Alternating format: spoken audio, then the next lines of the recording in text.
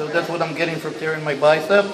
This is Benoit and TJ Sider, they're my therapist. And they'll explain what they're doing to me. It's not fun, by the way.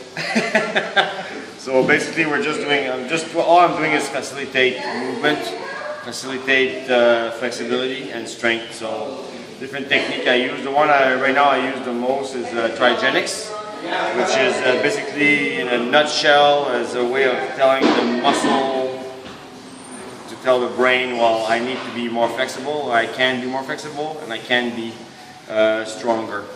So it's one of the techniques I use, but it's very, very useful, especially with really muscular guys.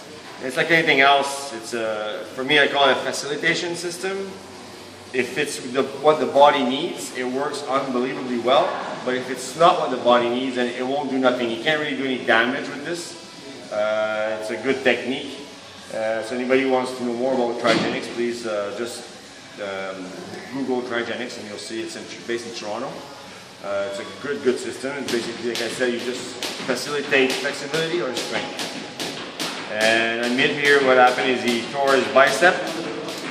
So what I'm doing is I'm trying to assist the bicep by activating muscle around the bicep to assist it so that the bicep can work with good support.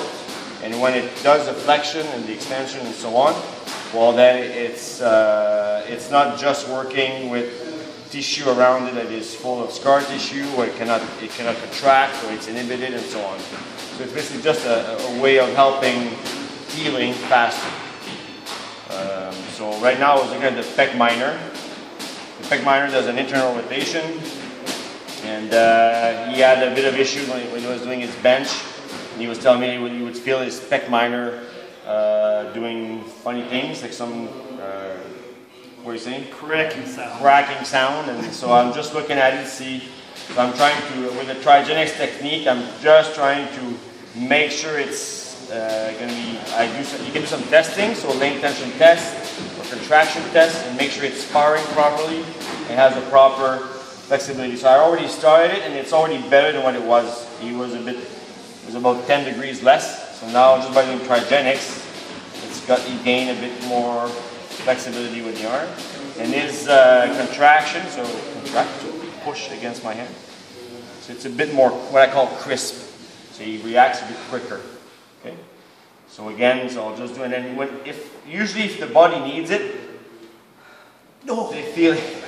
And I'm not putting much pressure. It's sorry. It's very, very delicate pressure. It's not much, but it's enough, as you can see, to wake the muscle up. Sorry. I know it's not funny. I'm sorry. But it's barely, like, I'm barely doing this. Like, I'm barely spreading the fiber. You want to be a professional athlete? That's behind the scenes.